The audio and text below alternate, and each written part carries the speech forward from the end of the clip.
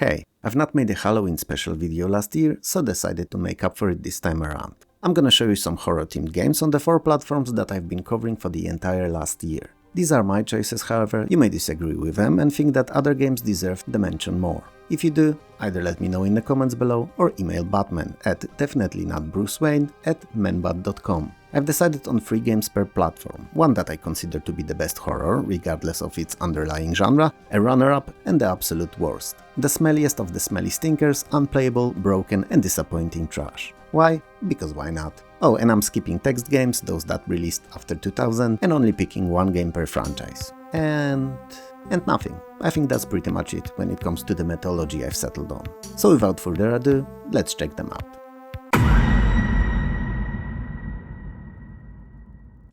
Gabriel Knight's Sins of the Fathers is a game that I first saw in a gaming mag bag when I still had an Amiga, and I instantly become jealous of PC users. Heavy, dark, supernatural themes mixed with a bit of humor and a lot of mature detective work in a modern point-and-click game were sparking my imagination like no other title at the time. All that coupled with spectacular graphics promised an incredible adventure and a mystery to boot, which I had to wait for a few years longer to sample myself, but boy, was it worth the wait. Now, I don't want to mislead you here, as while I've mentioned detective work, you're not a detective per se, but a writer researching a voodoo cult for a book and helping friend police officers solve a string of murders apparently committed in voodoo-inspired sacrificial rituals. But as you do, you'll quickly spot web of intrigue surrounding it, and whether you want to or not, eventually you'll get to the heart of the mystery, unraveling it thread by thread. And it's pretty much all I'll tell you about the plot. Why? Because Gabriel Knight is excellent, and spoiling the gameplay and plot here too much would rob you of a sense of discovery and numerous oh shit moments that you'll no doubt have while playing.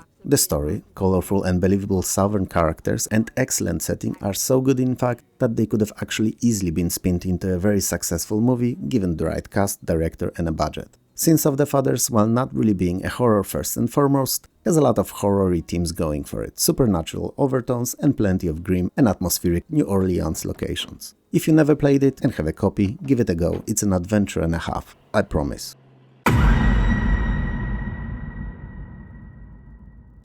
Alone in the Dark is a cinematic survival horror with action-adventure elements, heavy on Lovecraftian overtones. It's also a spiritual precursor to Resident Evil games, as it was the very first 3D survival horror. In suspicious circumstances, and with no reason to, one Jeremy Hartwood has seemingly committed suicide in his Louisiana mansion Dercito. It's odd to say the least. You play as male or female protagonist, Edward Carnby, a private investigator, or Emily Hartwood, Jeremy's niece. Naturally, given the circumstances, you decided to investigate. As you do, you quickly learn that not only the mansion is haunted, but also any and all unnatural creatures wander its hallways and are all bent on killing anything inside. You being the main target.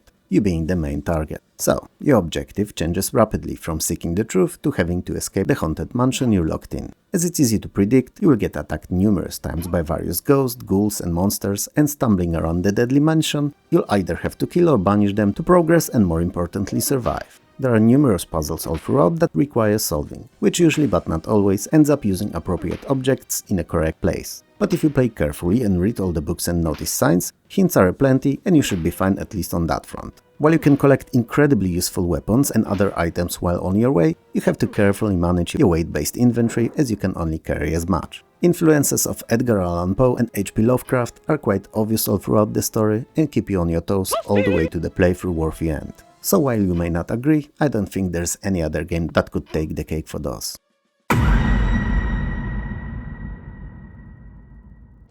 Zombieville is a third-person action-adventure taking place in a small town of Downforth, a town with grim and troubled past, of top-secret unknown military projects, experimental weapons and something else. You play as Matt, a journalist visiting the town in search for an interesting story to write about. We've heard that before, haven't we?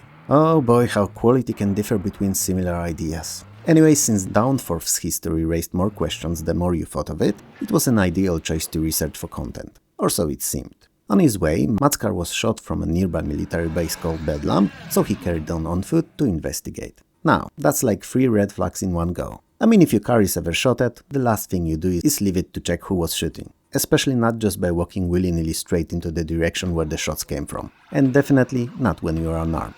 What you do is press pedal to the metal and leave while you still can. What Matt found just a few steps ahead was not what he expected, and it cannot be called anything else than the undead. Or actually it can. A little term known as zombie comes to mind. What is Zombieville then? Imagine Resident Evil. Great game, right? Now deprave it of everything that made it fun. So, the atmosphere of Zombieville is lacking, oddly mixing horror and humor into mold that feels cringe at best and boring at worst. Another thing that Gabriel Knight game did better. The dialogues and adventuring bits of Zombieville are not great either. First can actually kill you if at any point you answer incorrectly, second is sparse and unimaginative. And the action is disappointing to say the least, mainly because of clunky controls causing aiming and shooting to feel like a separate minigame of its own, and not a good one at that. One that has you fighting the camera angles first and zombies later. Zombieville is an excellent proof that pre-rendered graphics with 3D objects overlaid on them do not guarantee a fun game. I mean, if you enjoy getting pissed off, then the game's a dream come true. If not, then you're looking at arguably the worst horror-themed DOS title. Even thinking about it as compared to the previous two games we've spoke about, especially Alone in the Dark, which was generally speaking in the same subgenre of action-adventure, feels out of place. Because one of them is an incredible, difficult but not unfair, chilling horror, while the other is just horror. Mainly of unfinished design, generic story ideas, botched controls, unsatisfying gameplay and lackluster atmosphere.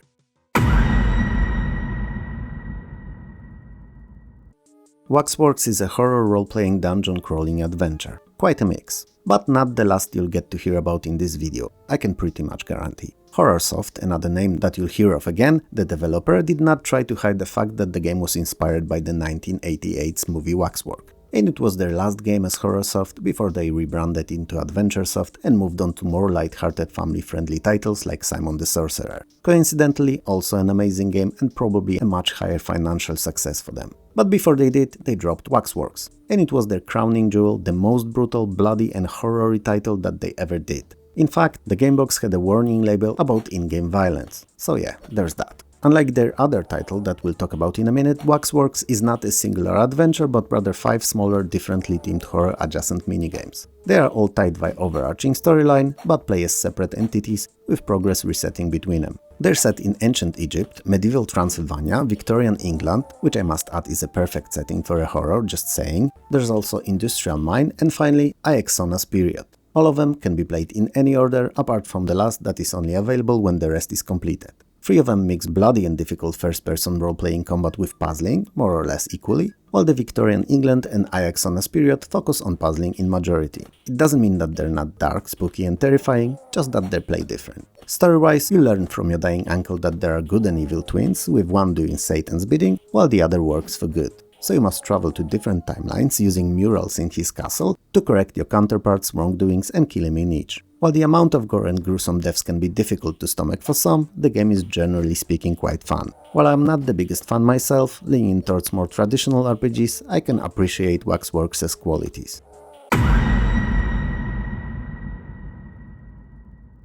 While the character of Elvira was a comedic B-movie's persona, Horrorsoft's Elvira Mistress of the Dark is a truly dark and campy horror role-playing. Actress Cassandra Peterson reprised her role for the video game, and it's not something that was common at the time. Elvira Mistress of the Dark follows up on the events of the 1988's film of the same title. So our titular emo sexy vixen of a heroine inherited Kilbragant Castle and restored it to its former glory, with a plan of turning it into tourist attraction for those who are into horror and macabre. By doing so, however, she accidentally awakened her wicked and evil ancestor Witch Imelda's monstrous minions, who in turn captured her and planned to use in a mysterious and bloody ritual that would result with Imelda's resurrection and eventual return to power so that she could once more try to take over the world. You, a player, and not real you obviously, at the beginning of the game are captured by Imelda's minions and shortly after rescued by Elvira, who in turn ask for your help in getting back her powers. And since you are a well-known hero among viewers of this channel, respected by everyone, by postmen, KFC employees, investment bankers, small Twitch streamers, and even Menbat, and because Elvira is an unquestionable hottie, you didn't think twice about it and agreed to help. Elvira Mistress of the Dark is a mixture of first-person role-playing with point-and-click adventure elements. While playing, you'll spend most of your time wandering the castle and its grounds, hunting for 6 special keys required to retrieve a magic dagger and a scroll to kill Imelda, all the while fighting off various evil goons and Imelda's spawns that will not stop for anything until they kill you. Combat is real-time and requires careful timing of blocks and attacks, and it's very difficult, especially at the beginning of the game when you're still a low-stat noob. Puzzles are mostly inventory-based and have to be thought through, as some of them require performing actions in correct order, and not doing so may kill you. In fact, there's probably 101 ways you can die in Elvira. and they're all bloody and thematically appropriate. Upon its release, Elvira was very well received and universally praised for its gruesome atmosphere, excellent graphics and disturbingly good and dark soundtrack. In the same time, nearly everyone seemed to believe that the combat sequences could be considerably improved. One way or another, it was and is the very best Amiga horror game.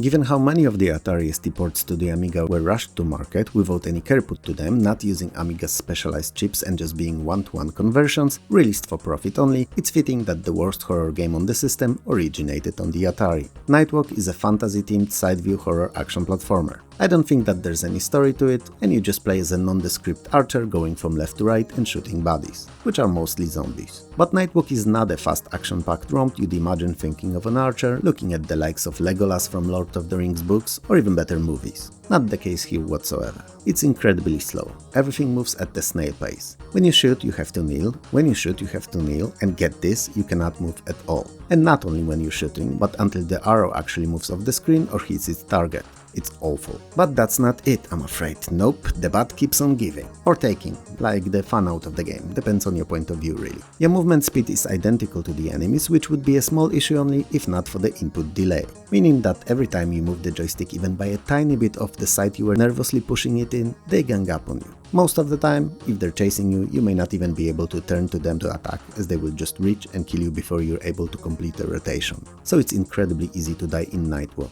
And perhaps it's for the best, as it feels more like a punishment rather than the game. On the plus side, and yeah, in this case it is a plus side, it's one level only. So at least the nightmare has an end. Nightwalk feels like Ghouls and Ghosts if it was devoid out of everything that made it a game. Not a good game, just game. Sad. Now, don't get me wrong here, while Nightwalk is awful, terrible and badly designed monstrosity that should have never seen the light of the day, and easily the worst horror title on the Amiga, it works. It can be played from beginning to an end, even if it's gonna be physically and mentally painful. Which cannot be said about Pro Soccer 2190, which I will always mention when talking about bad Amiga games, because it's virtually unplayable, making it arguably the real worst horror on the Amiga, even if not really a horror game.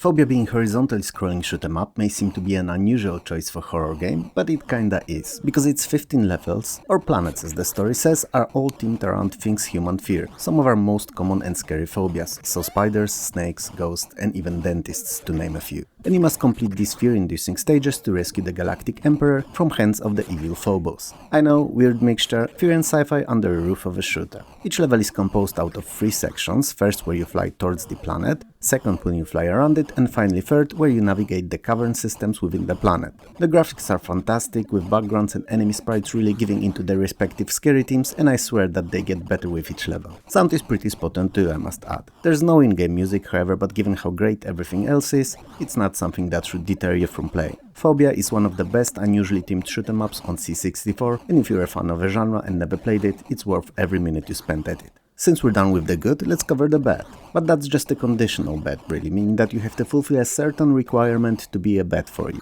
What I mean by that is that Phobia is Dark Souls of early shoot 'em ups. It's incredibly difficult, so if you're like me and don't enjoy punishing games, then the difficulty level will be a bad for you. And the titular phobias too, if you have one. In regard to any of the themes it uses in its design, it may not be a pleasant experience for you either. Otherwise, everything is just stellar.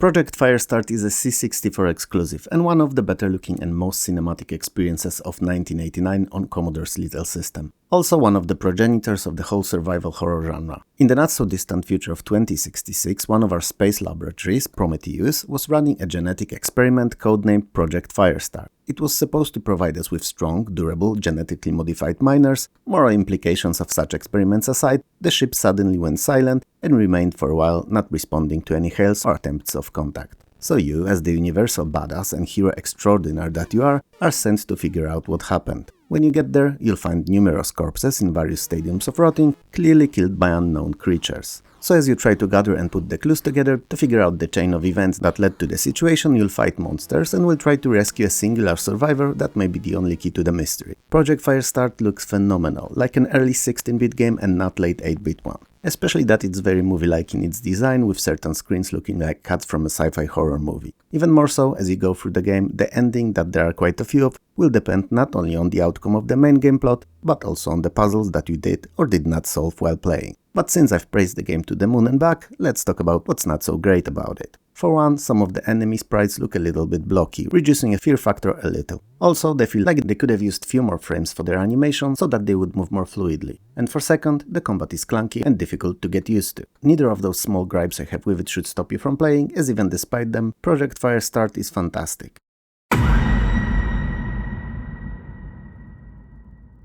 Friday the 13th is a horror action-adventure game based on a slasher movie of the same title. 10 of your friends are lost in the surroundings of Crystal Lake Holiday Camp, not far from Jason Voorhees' grotto. And since he's out to get you all, it's up to you to find courage within and then locate and kill Jason before he kills you or your friends. The action takes place in a camp, and you can freely walk around its 24 screens, entering buildings that are there too, namely barn, church and house. Jason and other characters do the same. He is however most of the time disguised searching for a prey, and only ever dropping it when he moves in for a kill. So, you have to run around testing your friends by hitting them. Yeah, you heard that right, because that's how you test and trial a true friendship. And if you find him, he will reveal himself for a second to be a man dressed in all black, totally unlike in the movie. There are a lot of objects around the camp that can be picked up and used as weapons, things like pitchfork, machete or a chainsaw. But take my word for it, most of them are utter crap and either fail in damage that they produce or their reach is a joke. Your box standard axe and blade are the best compromise choices when it comes to how far they reach and how quick they are at what you aim to use them for.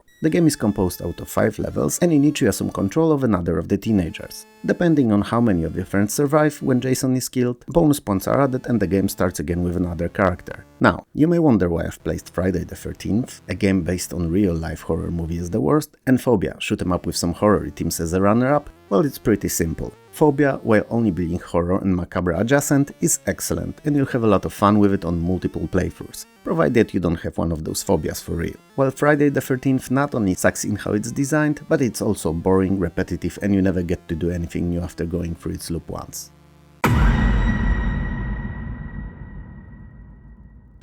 Ecstatica 2 starts directly after the first one, in which you've managed to defeat the devil, accidentally unleashed by the witch to be Ecstatica, and it's still a survivor adventure horror with action-based combat.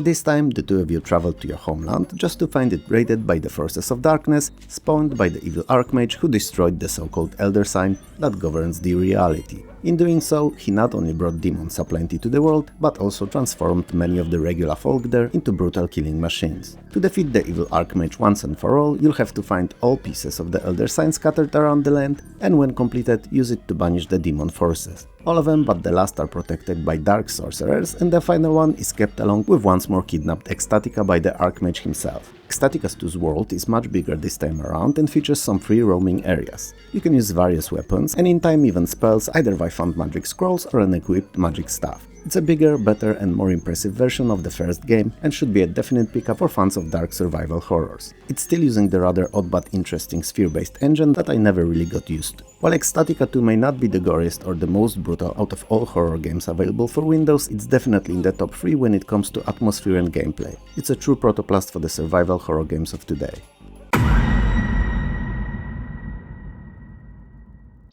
Gabriel Knight 2 The Beast Within is a direct follow-up to earlier, just as good Sins of the Fathers that we've covered in the DOS sections of today's video. And while it didn't take the cake there, it's definitely grabbing well here. Gabriel Knight, our protagonist, officially a former bookstore owner, is really the last offspring of the generations of so-called Schattenjägers, so shadow hunters whose task is to find and fight evil forces all around the world. Great start, right? After the events of the first game, Gabriel and his assistant Miss Grace Nakimura moved to the Ritter Castle in Bavaria, Germany, to his family's historical home, where Gabriel, based on initially seemingly simple case of a young girl killed by a wolf, must uncover and cleanse the mysterious Hunter Society and uncover Bavaria's dark past and secrets. While The Beast Within is a real full-fledged point-and-click adventure, it is also full of numerous FMV sequences that seem to trigger with most interactions, adding to the atmosphere a lot. It is not a simple and linear FMV game though, let's make this clear, and you'll have to bring your adventure A-game to complete it. Getting yourself accustomed with many characters, following long dialogue trees and learning a lot of them, doing detective work, figuring out what, where, when and how happened, and solving many puzzles.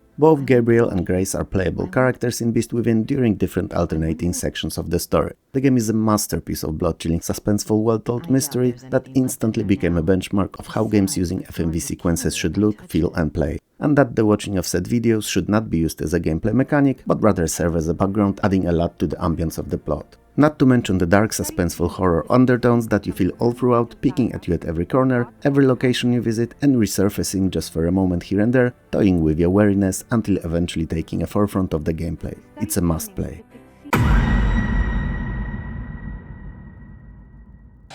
Funny enough, Windows' worst horror game is not as bad as those on the other systems were. I mean, it's pretty terrible, but nowhere near as the earlier ones. Flesh Feast is a top-down 3D horror action game taking place on a resort island owned by NASA, a company specializing in food manufacturing. Nothing out of ordinary, right? A company owns a production plant, so they decide to grab all of the island for themselves and open a tourist resort there too, to diversify their income portfolio. It's not suspicious whatsoever. And all is fine and well for quite a while, until an explosion at the manufacturing plant accidentally leaks company's quote-unquote secret ingredient into the drinking water supply, poisoning nearly entire island's population. All infected promptly die, and after a short while rise again as brain-hungry zombies. Have you ever wondered why zombies crave brains? Or at least are portrayed often to do so? I mean, as nutritious parts of the body go, brains may not be the worst, but getting to them is a chore, especially when there's so much as good, if not better meat available basically anywhere else on the body. Wow, that got odd quick. Anyway, the game is split into 14 levels divided into 4 sections. In each of the first 3, you're controlling 3 characters, 1 per level, fighting off zombies, finding keycards, removing barriers, locating exits, and getting through the infested island alive. Your main objective is to get all characters to the last 4th stage, a final showdown at NASA's headquarters. Flesh Feast features over 30 different weapons, or items that can be used as weapons, I should say really, and it's chock full of blood and violence. So if that's your thing, then perhaps it will save the game for you a little, cause otherwise it's rather disappointing. The plot is not bad and well thought out, but it's the gameplay that fails. It's below average at best, with you running around just mowing anything that comes your way. That's pretty much it. And while you could argue that's what most zombie games are, it doesn't change the fact that Flesh Feast is so repeatable that within the half an hour of playing you'll be yowing uncontrollably out of boredom. Even worse, graphics are not great either. The models of both characters and zombies are low poly, and the locations are bland and empty. Flesh Feast looks like a bad PlayStation game with some light filtering plastered over it to cover the shortcomings, making it even more smeared than it would have looked otherwise. I mean, sure, PS1 was an amazing system, but PC was much more capable at the time, and that power was not utilized in Flesh Feast whatsoever. In the end, it's a repeatable borefest that the leaking guts and gore failed to save. What do you think of these games, guys? Should I alert Manbat to tell Alfred to read his emails again? Does anyone else agree that Pro Soccer 2190 could be considered a horror even if it's supposed to be a sports title? Does 2 plus 2 still equal 4? Or did it change like the planet status of Pluto did one night as I was sleeping? These and many other questions will remain unanswered until you go in the comments below. And I know some of these are unusual choices genre-wise, but if they weren't, it would just be another standard Halloween video with same games everyone else picks. And that's no fun. If you liked the video, hit those like and subscribe buttons below. If you didn't, well then there's thumbs down there too. But I suppose you wouldn't have persevered up to this point if you really didn't. Around 60% of you are not subscribed, and there's currently no way of knowing if YouTube will decide to recommend you the next episode or not, other than subscribing and hitting that bell, that is. And when you hit that bell, whenever the new video is out, YouTube will actually send you a small and friendly notification about it, so you wouldn't miss it. If you'd like to support the channel, Patreon and YouTube memberships are a great way of doing so. They will help me release better content, and also they get first dibs on all new videos before they're publicly accessible on YouTube. If you can't or don't want to do that though, likes and subscribes are great too. I would like to take a moment here and thank all the YouTube creators from whose videos short bits were taken to serve as a background to my commentary. They're amazing and stars among the retro community. You will find names of their channels at the top of the screen when their footage is running, and also in the video description below. For me though, this is all, so have a good one and I'll see you next time. Peace.